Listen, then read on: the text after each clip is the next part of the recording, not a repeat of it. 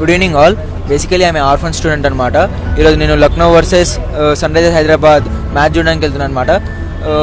Match అనేది నేను just పేపర్లో చూసి ఆనందించిన వరకే, కానీ ఈరోజు నేను డైరెక్ట్గా మ్యాచ్కి వెళ్ళి చూడడం గల కారణం సీఎం రేవంత్ రెడ్డి సారు మమ్మల్ని, మా ఆర్ఫన్స్ని తన కుటుంబ సభ్యులు అనుకొని మమ్మల్ని మ్యాచ్ చూడడానికి తీసుకెళ్తుండ్రు.